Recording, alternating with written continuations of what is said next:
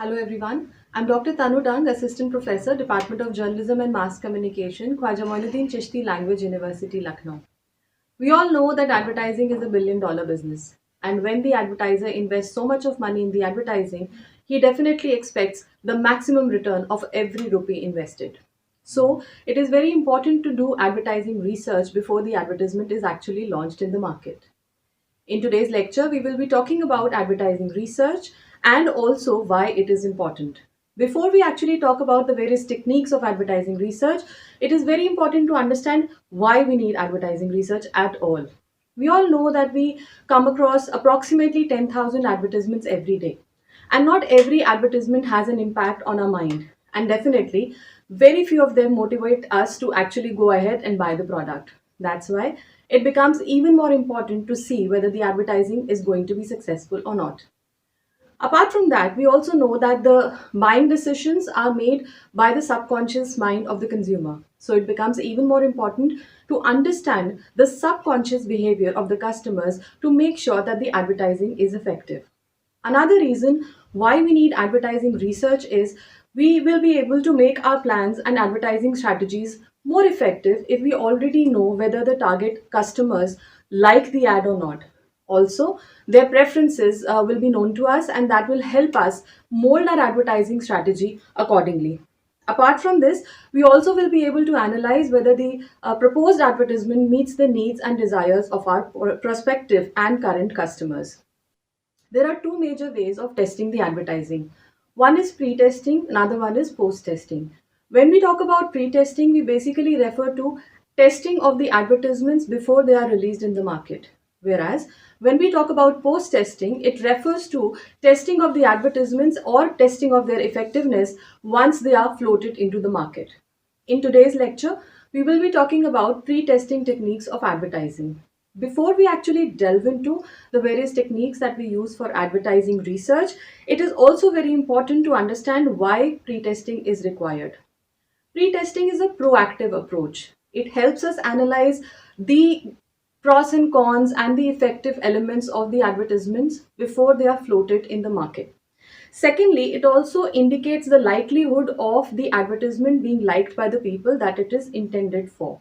Thirdly, it also helps us understand the behavior patterns of the audiences and also interpret whether they are going to like the ad or not. It also helps us understand whether the content that we are trying to deliver through the ad is impactful, is being able to deliver the message that we want very clearly and very effectively. It also helps to set some benchmark standards on the basis of which we will be able to evaluate at a later stage whether the advertising campaign was successful at all. Thirdly, when we take feedbacks from the people, when we have focus group discussions, we also gain several insights that we may use later on to make our advertising creative more impressive and more interesting for the customers that it is intended for. Now, let's talk about the various pre-testing techniques that are used for testing the effectiveness of the advertising before it is released. So, the basic pre-testing techniques that we are going to talk about today, the most commonly used among them is consumer jury. Apart from that, there are several other techniques that we use, like dummy test, direct questioning, binocular rivalry test, A/B testing and split testing, focus group, depth interviews, trailer tests, storyboard tests, live tests, automated facial coding tests, and also mechanical and laboratory tests. We will be talking about each one of them in greater detail as we proceed through the lecture. First, let's talk about consumer jury. As the name itself suggests, we make a jury of certain people who belong to different walks of life, and then they are given the sample of advertisements that we want them to judge. Usually, the number of advertisements given to the jury are 2 to 4, but many a times there might be more advertisement that we want them to judge. When they see the advertisements, they list them in the order of merit according to the preference, according to their likability of the various ads. When the comparison of the advertisements that has to be made are more than 7 or 8, we usually do the paired comparison test. In the paired comparison test, 7 or 8 advertisements are given to the jury. They judge each ad in reference to the other ad and they give scores for each ad individually. Once the scores are given for all the ads in comparison, the scores are total and the advertisement which gets the maximum score is considered to be the most viable advertisement and is selected for advertising. Another very popular technique that is used for pre-testing in advertising is dummy test. In dummy test, a dummy vehicle is used for circulating the tentative ad that we plan to float in the market. The dummy vehicle may be a magazine in case of print ad, or it may be a dummy television serial in which TV ads are placed. These ads are shown to the viewers and their responses are collected. On the basis of the retention of the ad that struck in their mind and that they find more viable and more attachable, that ad is considered most effective and then it is floated in the market. Another very important technique that we use in pre-testing is direct questioning. In case of direct questioning, we bring in a group of people, they are shown the set of advertisements that we plan to bring in the market, and they are questioned either about the entire ad in totality or certain specific elements of the ad, like the headline, like the design, like the color, or any other specific aspect. Once these questions may be in the form of a questionnaire or they may be asked impromptu. There may be one single question or there may be a series of questions which helps us evaluate whether our advertising strategy and our ad per se is effective enough to attract the attention of the viewers. Another common technique which is related to direct questioning is depth interview. The difference between direct questioning and depth interview is that we try to get more details about our advertisement through depth interview. As we have already discussed that buying decisions are primarily based on our subconscious mind, therefore it is very important to understand whether the advertisement that we are bringing in the market leads to engagement with the public, with the current and the prospective customers. Engagement with the brand is very, very important. Depth interviews help us understand the emotional collect of the people with the brand, whether they like the advertisement or not. If they do not like the advertisement, what are the reasons behind it? We are able to analyze everything in detail, and if we find that the advertisement is not suitable enough or if it is not clicking enough for the prospective customers, we might make the changes that are being suggested by these depth interviews. Depth interviews can be a very, very important tool of pre-testing the advertisement. Another very important technique is binocular rivalry test. In binocular rivalry test, two different ads of the same product are placed simultaneously on a screen and the viewer is supposed to watch it. Now, on the basis of which ad gets more attention from the viewer at the same time, the effectiveness of the ad is decided. Another common technique which is related to this is A/B technique or split testing. In case of split testing, most of the websites are using this technique nowadays when they prepare two different landing pages and float them on the internet. On the basis of the clicks received and on the basis of the people who actually reach their pages through those landing pages, the best landing page is decided for the company. Similarly, many people, many brands, many advertising agencies launch two different sets of advertisements, and on the basis of which ad garners more responses from the viewers, the ad is selected, and sometimes it becomes very easy to understand this ad will be successful in the market through this A/B testing technique. Another very important technique which is used is focus group technique. In focus group discussions, a small group of people from different walks of life are brought together and they are shown the advertisement. This is the most inexpensive method of testing the advertisement. This also helps to understand different aspects of the advertisement and whether they attract the audiences or not. If there are any loopholes, if there is any missing strategy that needs to be added to the advertising campaign, that can also be derived through the focus group discussions. Focus group discussions also can be done after the ad has been finalized, that means in the post-testing methodology of advertising research. Another important technique is storyboard technique.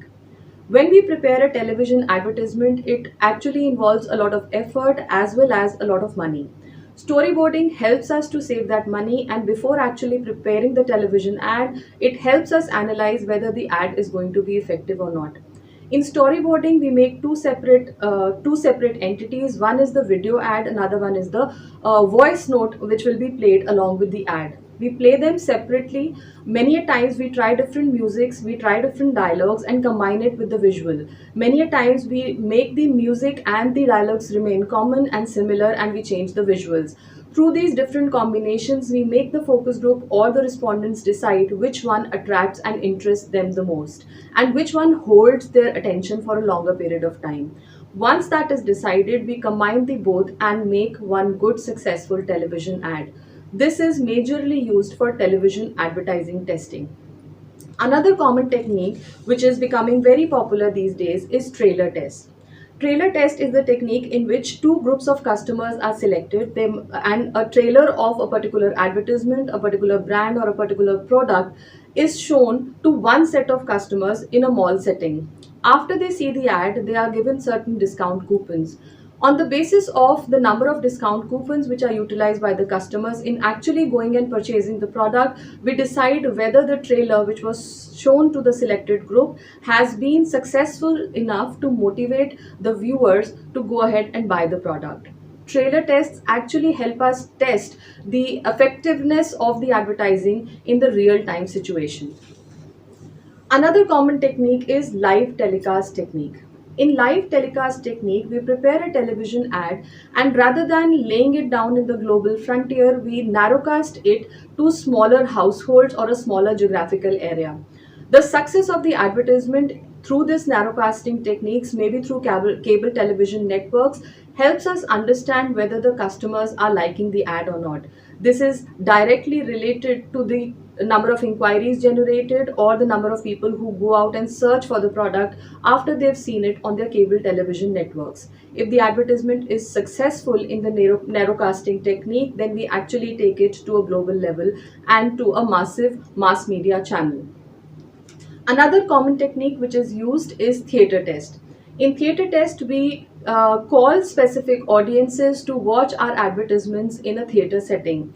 However, this may have biased results. Similar is the case for focus group discussions, in which one viewpoint may be affected by other viewpoint. So we may not get actually unbiased results. But theater test is a popular technique in which television ads are tested in a theater setting, and certain people are invited to the theater to actually watch the advertisements and rate them according to their effectiveness. Next popular technique which is used is test marketing. In test marketing technique, we select two different or three different markets, and in each different market, we circulate a different advertisement for the product. Depending upon the kind of responses we receive, we judge the success rate of the advertisement floated. However, it is also generally found that the demographics of every area are different. Each market has a different set of people with different set of incomes and different demographics, and therefore each advertisement may generate a different result in different markets. So this is not considered a very popular technique. However, it is definitely used to know whether the advertisement or the advertising campaign is successful or not. The newer technique, because of digital technologies, because of AI, because of virtual reality, we have new technologies coming up, and they are being used massively for marketing and advertising purposes. One of them is automated facial coding. This is a new technique which has been developed by certain developers, in which when the consumer sees the ad, his facial reactions are recorded and they are actually translated into emotions. These emotions may be happiness, sadness, getting angry, or things like that. So automated facial coding is a new technique which is being used by advertisers. They are taking help of AI developers and actually recording the reactions of the consumers when they see the advertisement of the company or the brand on the internet. This technique has proved to be very useful, but it involves a lot of money because it involves AI, and it also involves the role of psychologists who can actually interpret the facial emotions into human emotions. Next common technique which is used for advertising pre-testing are certain mechanical techniques. Now these techniques are quite expensive, they are not used very frequently. However, they are considered to be more accurate because they are free from the bias that usually occurs when we call people in a group and ask them to review certain ads. The techniques which are used in mechanical or laboratory testing are eye tracking tests. In this kind of test, we make the consumers or the jury or the respondents watch a particular ad, and their eye movements are actually tracked by a machine. And because of that machine or through that machine, we come to know that which ad or which scene in a particular ad drove the maximum interest of the customer or the viewer, and also notice certain specific elements that the person noticed in the advertisement. If we are talking about print ad, it may be the design, it may be the headline, it may be the content, it may be the tagline, it may be the color. The eye movement of the viewers, which is actually caught on camera, can be seen later on and analyzed for the various elements in an ad which actually attracted the viewer. Next common technique, not so common, however, next technique is pupillometric devices, in which the dilation of the pupil is calculated, it is recorded, and the dilation actually reflects whether the viewer found the ad interesting or shocking. The dilation indicates, if the pupil is dilated, it indicates that the reader is actually reading the ad very carefully. However, if the pupil contracts, it is usually interpreted that he did not like the ad or he is disinterested in the ad. These techniques are laboratory techniques, and they require the viewer to be placed in certain unusual situations, and therefore the results are also not considered to be very true, because the situation is not reality but a replica of reality. Another test, which is a mechanical test, is galvanic skin test, which basically records the changes or the movement of the skin. The behavior of the individual is gauged on the basis of the skin movements. These tests can provide an accurate measure of the ability of an advertisement to drive the attention or emotion of an individual. But again, these have to be conducted specifically in a laboratory, and therefore these techniques are not very common. Mainly, these techniques are used by research firms when they want to interpret the human behavior and their reaction to specific advertisements. Most of the brands or the companies do not conduct many laboratory tests. They do a lot of qualitative and quantitative studies to analyze consumer behavior. Now, when we talk about pre-testing techniques, as we know that the technology is changing rapidly, there are no new techniques coming up, and it is becoming more and more important for the advertisers to understand that what kind of advertisements will become popular with the public or attract their prospective customers. I think all the students must be knowing about the ADA model, that the main purpose of advertising is to attract the customers, to evoke interest in them, to make them feel desirable for the product that you're advertising for, and finally take action of buying it. We also know that throughout the day we come across more than 10,000 ads every day, and it becomes very, very difficult for the customers to decide which product to buy, because they are very confused watching the ads.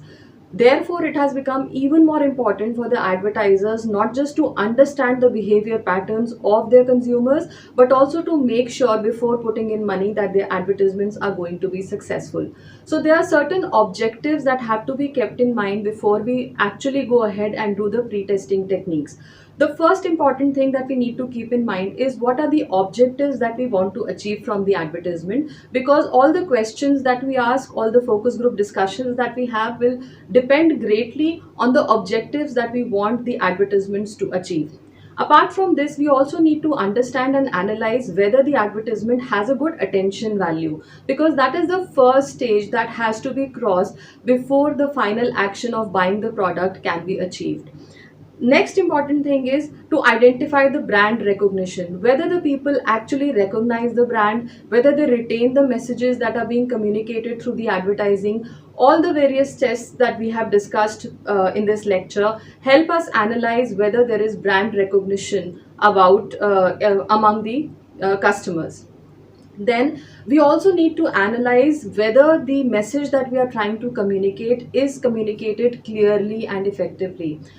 Advertising is all about communication. The more effective the message is communicated, the more effective way the message is communicated in, the more effective will be the result, which is the actual buying. Next is we also need to understand, as most of the advertisements today, specifically in the Indian market, are driven by emotions, and even our buying decisions are majorly driven by emotions. So it is very important to understand whether the advertisement is able to have an emotional connect with the buyers or the respondents. If the advertisement fails to connect emotionally with the buyer, then definitely it is not going to result in the sales. Next is we also need to understand whether the advertisement is liked for the content and the product, or just for the way it is prepared. Many a times the ads are humorous, and people remember the ad only because of the humor quotient and not exactly for the product, which fails to deliver the message that the brand intended to. However, humor in ads is becoming very popular, and humorous ads are most remembered and retained in a buyer's mind or in a viewer's mind. But we must ensure before rolling out the advertisement that the humor content is not that powerful that it takes away the actual message that the brand wishes to deliver. Another last but most important thing is engagement. If the advertisement fails to derive the desired engagement, then the ad will be gone away in a few days, and people will not remember it, and people will not take action. So the pre-testing techniques that we have discussed in this lecture are very important for the advertisers and the brands, so that before they invest the money in their advertising campaign, they can ensure that they will get maximum return of every rupee invested in the advertising business. Thank you so much.